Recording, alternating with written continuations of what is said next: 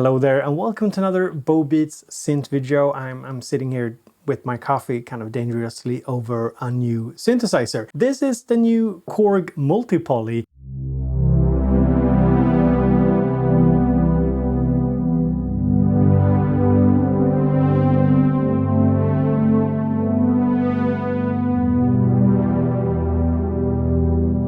It is a 4-part multitimbral virtual analog synthesizer, but it also has wavetables and West Coast style oscillators. And as you can see from its physical design, this synth belongs in an already crowded KORG family of synths where we have the op6, the mod wave, and the wave state. This is sort of the virtual analog brother to all of those synthesizers.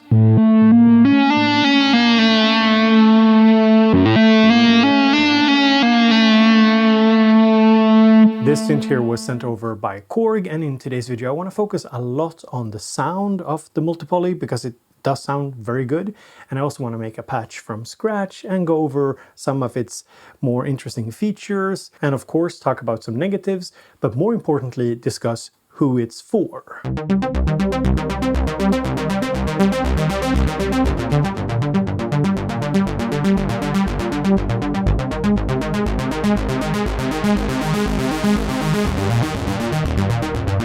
Okay, this is the sound I really like.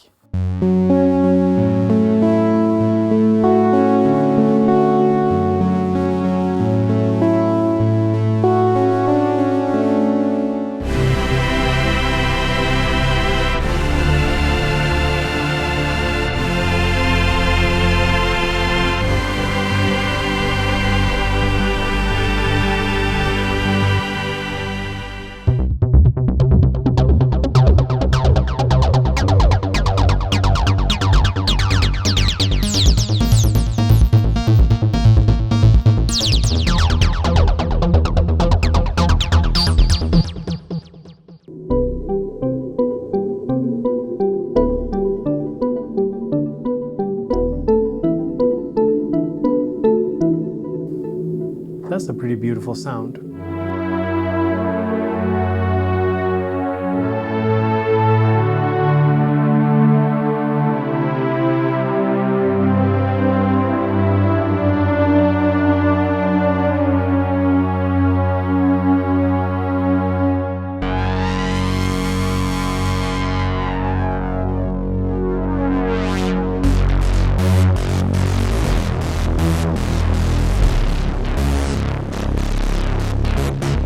And you all know that I love my pad sounds.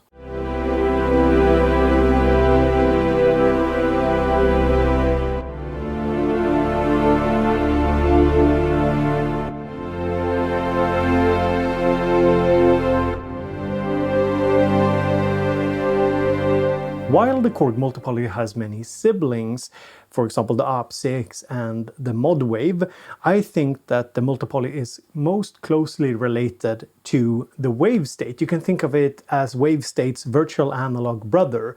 It has many similarities, such as the 4 layers, which basically means that you can have 4 totally different sounds and split them across the keyboard, for example, or play them back individually. You can also sequence these parts with, say, an external sequencer, so it's basically like having 4 synths in one. And when it comes to multitimbrality, not many synths in this form factor has 4 parts and a ton of polyphony. So here I have the Digitact, and I've set it up MIDI out here into MIDI in here, and it's playing back 4 individual sounds.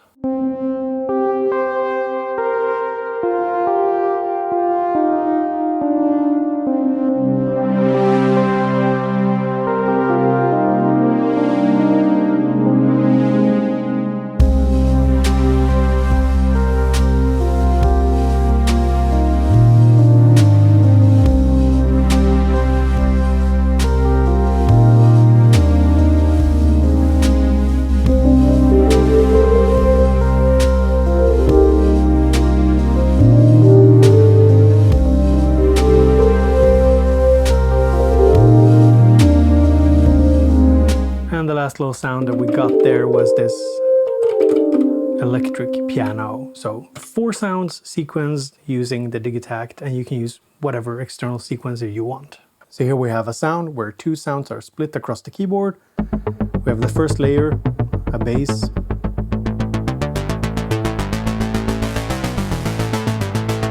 And then the second sound,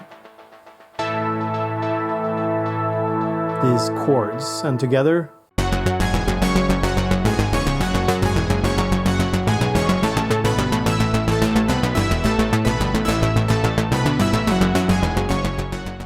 so on the top level, each sound is made up of 4 individual sounds, and you can just load whatever sound you want.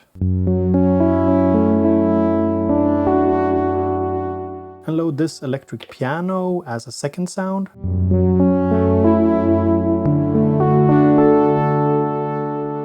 Why not an 80s VHS string sound?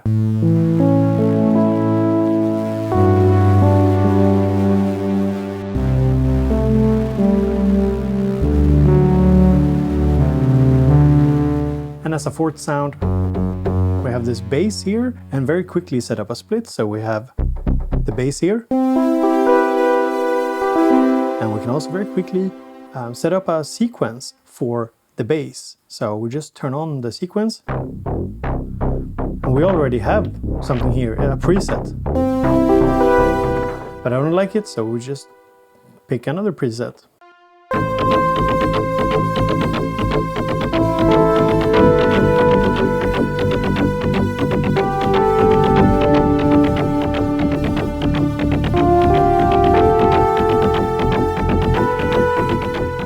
Here's a sound with just one layer, one oscillator.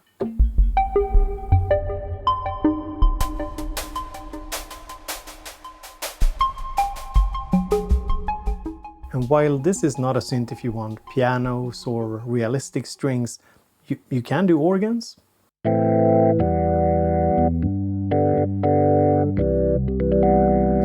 Even though I can't play organs. One negative thing that I wanted to mention is that the keyboard doesn't have aftertouch, but the synth can respond to aftertouch as well as poly aftertouch via MIDI, and I do think that at this price point KORG should add a keybed that can handle poly aftertouch.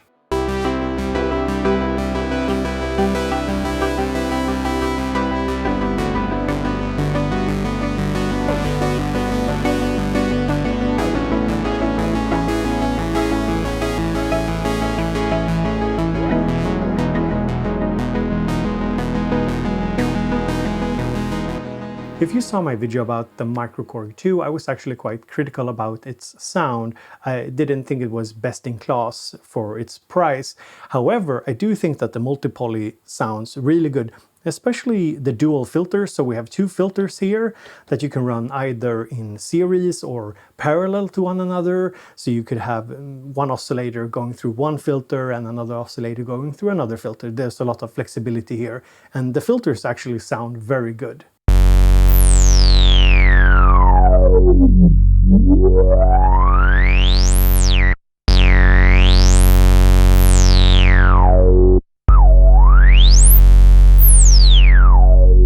And also there are per layer effects. So we have pre-effect, mod effect and delay, which are layer effects. So you can have basically these 3 effects per part or layer per sound. And then there's the master, reverb and EQ, and these all actually sound very good.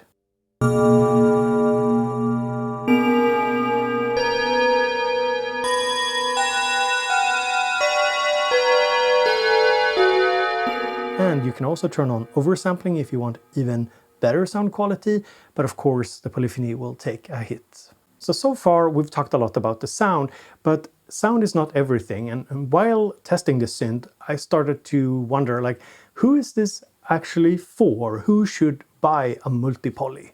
So if you're looking for a straightforward and not too complicated synth, then I actually wouldn't recommend the Multipoly. Don't get me wrong here, it's not that it's a super complicated synth in any way. I'll create a sound later showing you that it's actually quite accessible, quite easy to make sounds on, but it is a very deep synthesizer. Just the menus alone do require effort to understand, and not to mention the sequencer, which is actually a lot more advanced than something you will find on a Minilogue XD, for example. So my 2 choices, if you want a more immediate synth that doesn't require a ton of programming, would be the Minilogue XD or the Micro KORG 2. So who should buy a Multipoly then? Well, I think that if you enjoy synths like the Innovation Peak, the Summit, Hydrosynth, or the Rev 2, for example, I think that this is a great synth. Also, if you like the Cobalt 8, for example, or the Argon 8, this is also a great synth, because all of these synths, they have in common that they're very deep synthesizers that offer a ton of sound design options, but that also means that you really only get the most out of them if you spend the time learning them and actually programming them. If you just want to tweak a few knobs and not go any deeper, I think you're missing a lot of the potential of a synth like the Multipoly. So to get a feel for this synth, let's start by enabling one layer and one oscillator. And here we have the classic waveforms. It's nothing you haven't seen before. Or is there? There is also something called detune saw, for example,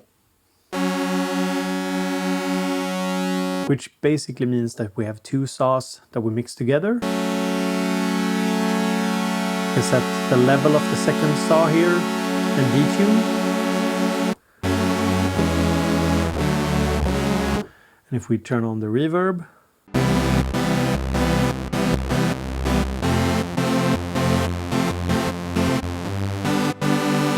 we already have something that sounds pretty okay actually. That's just with one oscillator, but I want to go back to a saw. And we enable a second saw and a third. And heck, why not enable the fourth one? So we have 4 saws running, and then we hit shift and drift. And here we can set oscillator drift. So if you listen closely, it's very stable. Turn it up, you hear it. So I'm overemphasizing it.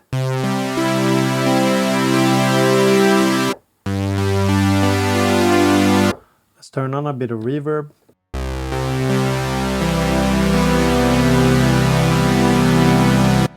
Now the next thing I want to do is I want to turn on stereo mix and filters.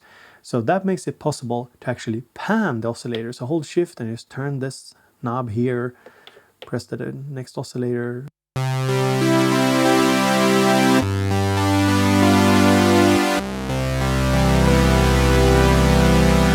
And if you don't want to manually pan the oscillators, you can turn on just random panning.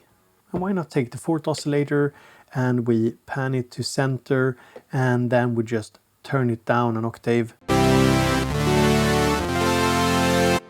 And you can also, in this pitch menu, go in and add more detuning if you want to. So we can have the drift pitch instability, but also detune the individual oscillators. And let's go to the amp envelope. Let's introduce some attack. We have some decay, some sustain, and some release.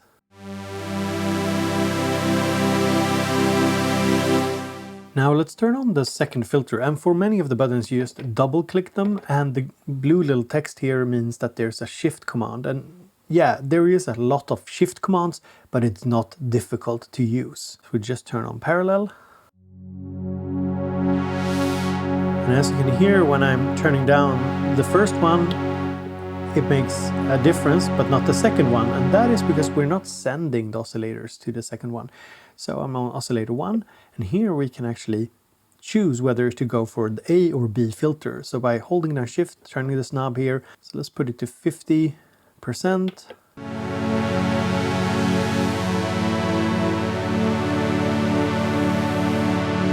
So for the filters, we have a lot of different types. These are emulations of classic filters from other synths. Even one called Mini, which is a Moog emulation. KORG doesn't outright say it, but I think that's what it is. And then the Pro is, of course, a sequential emulation.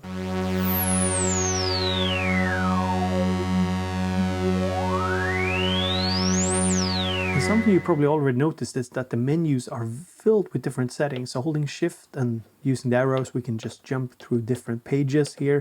And not everything will be useful every single time you're making a sound. But for example, here's a trim setting. This is sort of like an attenuator for the signal going into the filter. So if the signal is very hot, it could be a good idea to trim it down a bit so that you don't get very nasty resonant peaks.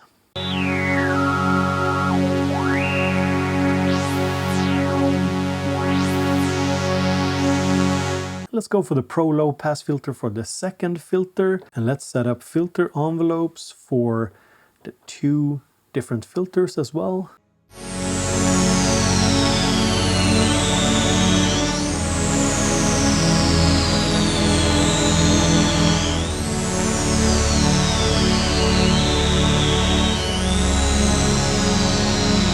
And that was with slightly exaggerated resonance.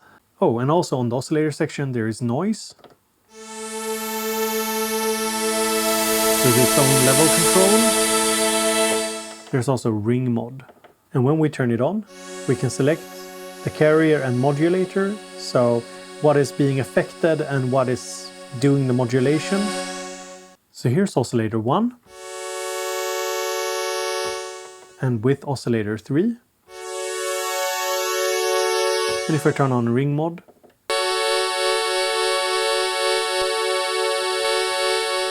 just adds this slight amplitude modulation.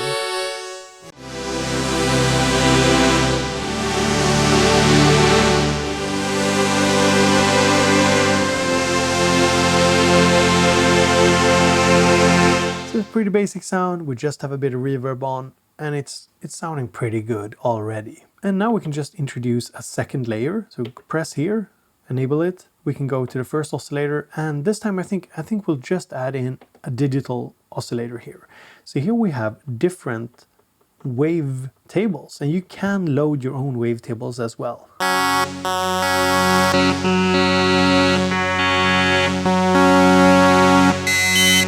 So here we have a wave table, and you can see we can scroll through it, basically selecting a position, but there's also a morph feature. So here we're stretching the waveform. You can see it's very tight, and now we're stretching it out. And there are multiple different types of morphing algorithms. You can see here there's just a bunch of different ones. This reminds me a lot about the Cobalt 8 and Argon 8. And here we can also set up an LFO.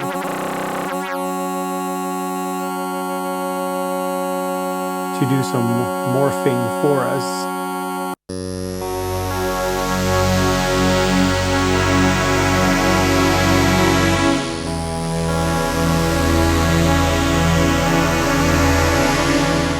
Okay, that's pretty cool. For the second layer, we're introducing a second oscillator, and we can add a chorus. Okay, maybe a bit extreme, so let's turn that down. A bit of tremolo, why not?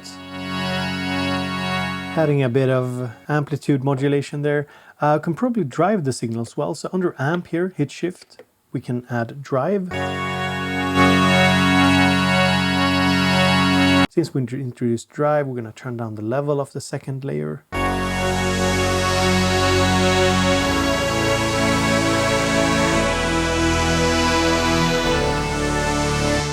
Okay, quite like it. And on the third layer, why not introduce one oscillator and we use unison.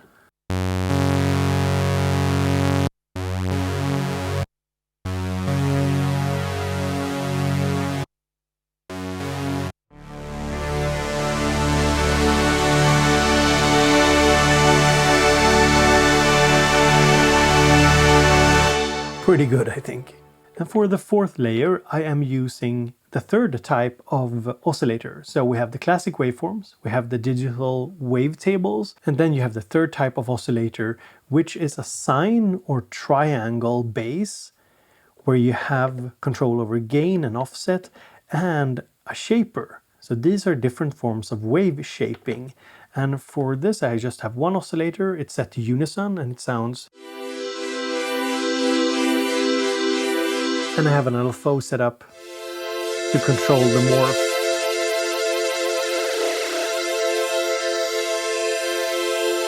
By changing the gain and offset, we can get very different sounding sounds. Or just change the shaper into something else.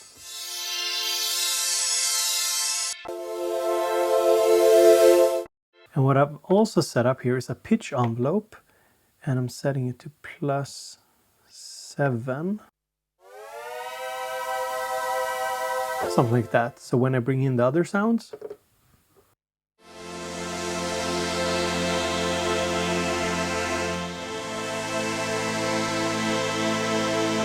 kinda nice. And for funsies, let's go to utility here and we can see CPU usage.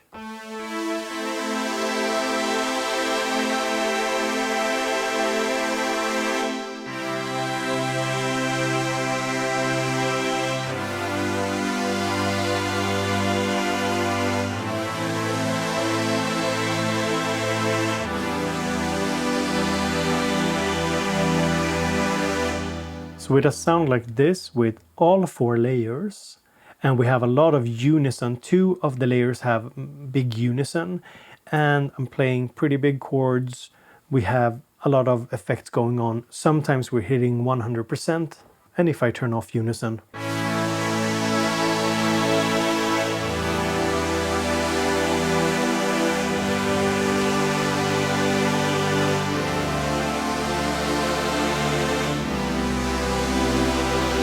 still sounds very good, just a bit different, and there's no voice stealing going on.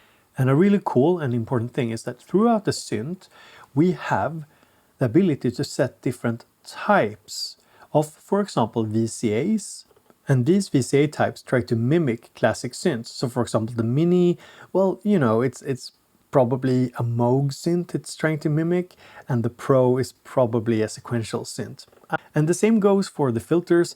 So if we go here to the filter section, we can select between a whole bunch of filters. Even the envelopes have different types that you can select to truly customize your sound.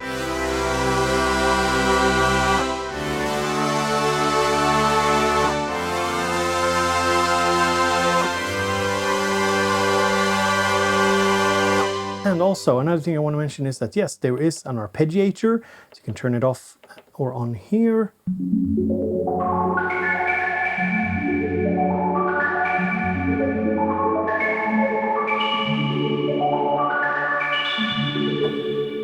It's a very standard arpeggiator. One negative thing, however, is that it seems to always affect all of the layers. I haven't been able to find a way to just turn it off for one layer. I'd love to just have the arpeggiator on layer A, for example. Maybe I've missed something. I've tried to look it up in the manual. I don't think it's possible with the current firmware, and if it isn't, it's something I'd love to see in a future firmware update. Another thing I want to briefly mention is the Chaos Physics pad. So basically this is a way to control other parameters, and it's slightly different from just using an LFO or an envelope, because as you can see here, depending on how I move my finger, the little ball here on the screen moves in different speed. So you can see here, the sound changes differently here, depending on how fast I move my finger here on the Chaos Physics pad. This is of course, again, a feature that is super deep, and you could probably spend 15 minutes just going over how to set it up. Another thing you have here is mod knobs. They are assignable. So for this sound, for example, we can bring in or out the strings and increase the reverb, for example.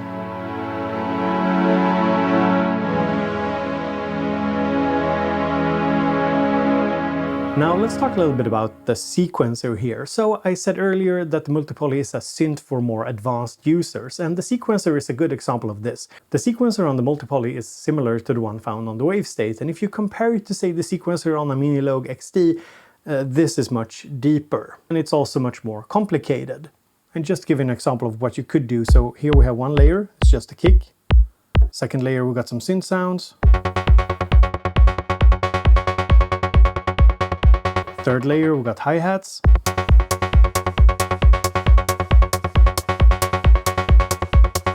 And fourth layer, we got some stabs.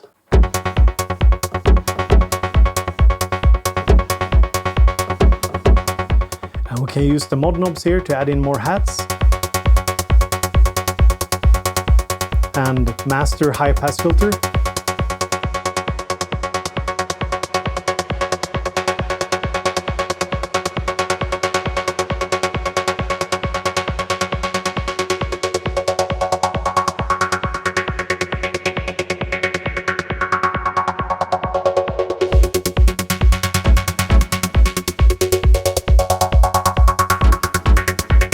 here's just one layer with the motion sequence enabled.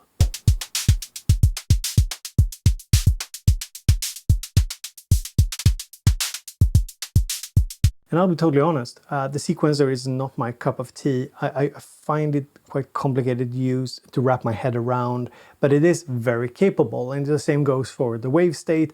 But I know some people have struggled with it, and I want to be honest with that it might not be for everyone. There are so many things that I could have deep dived into when it comes to the Multipoly. Unfortunately, I caught the flu just as I was getting into this synth, and I had a deadline, so I had to make the best of the situation, and hopefully you enjoyed today's video, even though there are many stones that I left unturned. And perhaps that says something important. I think that this synth is for the user that wants to go deep, that wants to explore menus, because if you don't, you are missing out on a lot of what this synth offers. And I do think that some people are better off getting a Minilogue XD or a Micro KORG 2, for example, because they are more immediate. And if you want really advanced and deep synths, sometimes a VST works just as well. And the immediacy that you get with hardware is something that I think is super important. And yes, the Multipoly is very immediate, but it also requires quite a bit of menu diving to getting the most out of it. So those were just some final thoughts. Hope you enjoyed the video. Talk to you later.